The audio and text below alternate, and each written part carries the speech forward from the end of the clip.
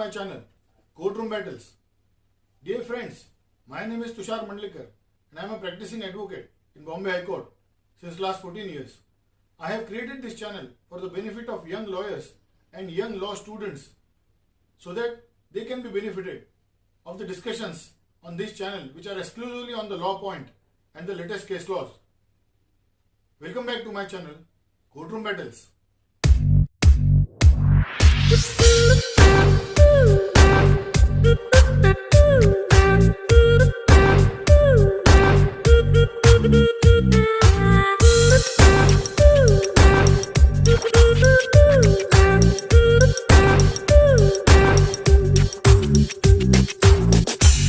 Friends, today we are going to discuss a very contentious issue in this country, which is misuse and abuse of section 498A of the IPC. Dear friends, we all know that a particular provision 498A was brought into force by the legislature in 1983 in IPC in order to prevent the dowry deaths and the demand of the dowry. In order to curb the meanness of the dowry in India, this particular section was brought into force. But it is found and observed that many women in this country are specifically misusing it and abusing the provision to their advantage only for the purpose and oblique motive to harass the husband and the relatives of the husband. Dear friends, we all know that 498A is the provision by which imprisonment or jail of 3 years is provided to a person who, in fact, in the name of a dowry, commits a matrimonial cruelty on a woman. This particular section is usually misused by the women in this country. Although the intention of the legislation was good to curb the meanness of the dowry death and the dowry in this country, after 37 years of inception of this particular provision, many jurists and even judges have found that not even 10% of the accused are convicted, and therefore the section has been abused and misused by the women in this country. In last 37 years, in criminal law, common argument made against the laws related to the violence against the woman in India has been that the woman misused these laws. The police, civil society, politicians and even judges of the High Court and Supreme Court have offered these arguments of misuse of this law vehemently. The allegation of misuse is made particularly against section 498A of the IPC and against the offence of dowry death in section 304B. The Honorable Supreme Court has in fact said that section 498A is a tool which has been used by the woman against the husband and it is nothing but a legal terrorism. The misuse or abuse of the law is mostly done by the urban and educated woman. Also, in most of the cases, the husband and many of his relatives are prosecuted unnecessarily.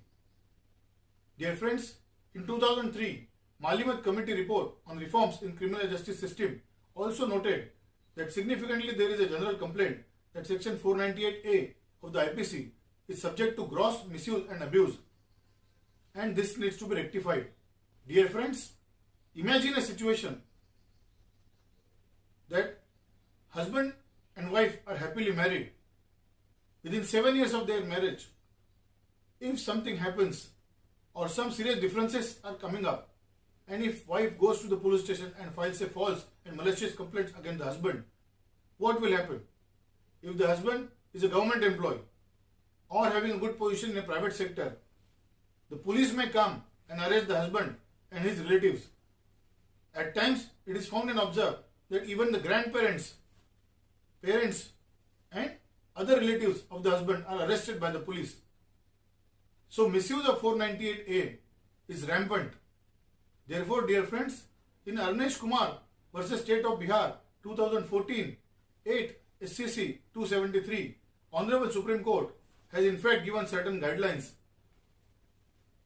Honorable Supreme Court has held that due to rampant misuse of these provisions, it would be prudent and wise for a police officer that no arrest is made without reasonable satisfaction reached after some investigation as to the genuineness of the correctness of the allegation.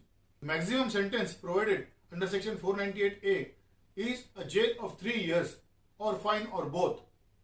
the offence is cognizable and non-bailable. Therefore, it becomes serious. The Honorable Supreme Court in Arnesh Kumar observes that bedridden grandfathers and grandmothers and even relatives living abroad or outside the town are being harassed and arrested by the police. So women have started using this particular section as a weapon to get their husband arrested, and if they are not satisfied with them, they will put them behind the bar.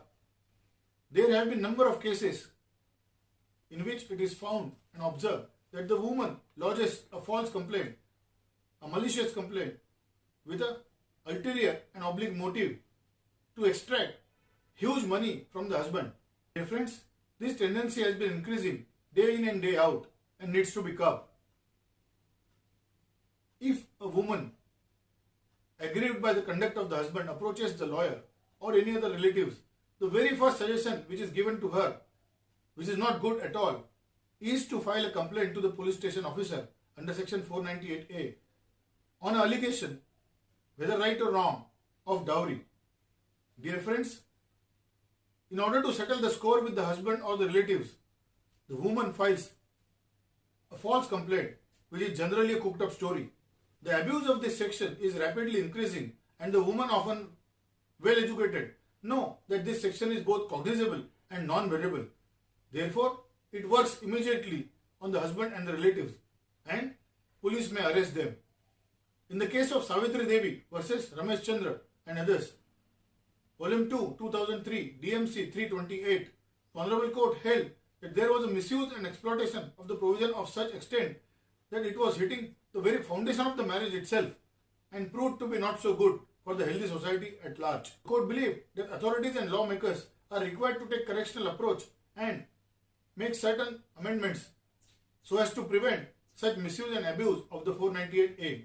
Dear friends, in fact, section 498A was brought into picture for the protection and safeguarding the interest of the women who are usually being harassed at the hands of the in-laws or husband for dowry. But unfortunately, in 90% of such cases, the incidents are found not to be true. In Sarita versus Ramachandran, Volume 1, 2003, DMC 37, where the court did notice that the reverse trend has happened and asked the Law Commission and the Parliament to make the offence non-cognizable and bailable one. It has been the duty of the court to condemn wrongdoing and protect the victim. But what happens when the victim turns into abuser? The Honorable Court has suggested the Law Commission to bring the changes.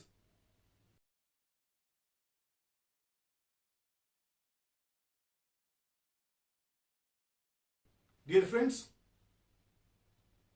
when there is a difference in the marriage or there is a little fight, at times it is found and observed that the egos of both the parties are at very high.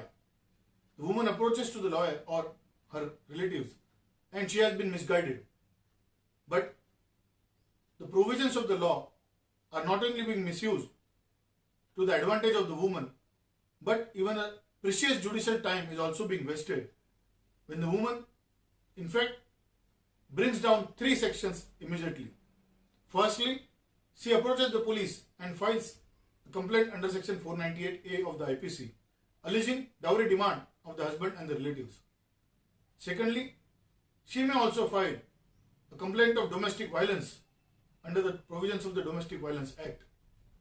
Thirdly, she may leave the house and then file an application for grant of maintenance to the family court. The first one is of the criminal nature, and husband runs from pillar to post to secure the bail. If the anticipatory bail of the husband and the relatives is refused at the first juncture, they have to approach the High Court and Supreme Court subsequently. So the first important step which is required to be taken by the husband and the relatives is to secure the bail. Dear friends, women know that this is going to happen. Therefore, in order to harass the husband and the relatives, they specifically and precisely apply this particular section and file a frivolous complaint. As explained earlier, dear friends, if the man is innocent, still it takes lot of time for him to get the acquittal from the criminal court. Once he secures the bail, he receives some sort of solace in the society. But if he does not receive the anticipatory bail, he is arrested, his life is devastated, he may lose the job, he is immediately suspended if he is into government service. And at the same time, not to say about a front page story coming in a local newspaper or the media by which the entire family's name is destroyed. So dear friends, it is an irreversible and irreparable loss to the husband and the family if the husband gets the acquittal after facing the entire trial. There is no such provision in the law by which the reputation can be rewarded again to the husband or the family. There is no such provision also by which the husband can be compensated with the tune of 20 lakhs, 10 lakhs, whatever the amount they feel about. There is also no provision in law by which such a false complaint, if lodged by the lady, can be acted upon against her, and no offence is registered against such a lady if the acquittal is given to the husband after facing the complete trial. So there is a lacuna in the law. In Jasbir Kaur versus State of Haryana, 1992, CRI 243, the Honorable Court has observed that it is known that an extant wife will go to any extent to rope in as many relatives of the husband as possible in a desperate effort to salvage whatever remains of an extant marriage. If there is a difference of opinion in the marriage or a broken marriage, dear friends, the wife can go to any extent to destroy the reputation and well-being of the husband. In Kanaraj versus State of Punjab, 2000 CRLJ 2993, the Honorable Apex Court observed that for the fault of the husband, the in-laws or other relatives cannot be in all cases be held to be involved. The acts attributed to such persons have to be proved beyond reasonable doubt, and they cannot be held responsible by mere conjunctures and implications. The tendency to rope in the relatives of the husband as accused needs to be curbed. Dear friends, most of the time, the accused is not the sole husband. His relatives are roped into, and they are also made accused in a criminal trial. For the year long, they face the criminal trial. In case of State versus Srikant, 2002, CRLJ 3605, the Karnataka High Court has observed that roping in of the whole of the family, including the brothers and sisters-in-law, has to be deprecated unless there is a specific material against these persons. It is not right on the part of the police to include the whole family as an accused without making such verifications. In Mohammad Hassan versus State of AP 2002, CRLJ 4124, it is observed by the Honorable Supreme Court that whether one spouse has been guilty of cruelty to other is essentially a question of fact.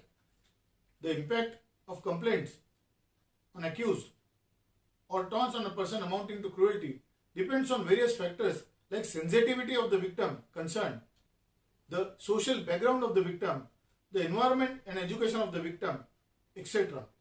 Further, mental cruelty varies from a person to person depending on the intensity of the sensitivity.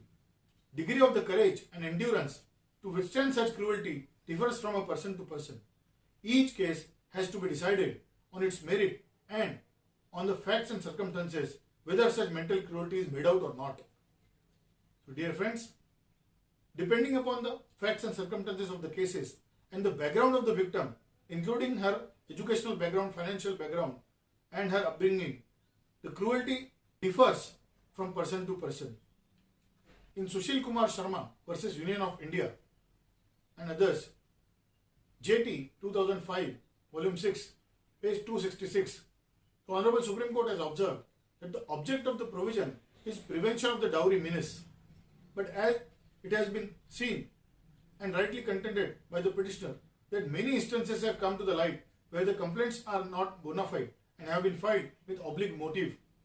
In such cases, acquittal of the accused does not in all wipe out the ignominy and the agony suffered by the accused during the entire period of the trial. Sometimes, adverse media coverage adds to the misery. The question therefore is what remedial measures can be taken to prevent abuse of the well-intentioned provisions.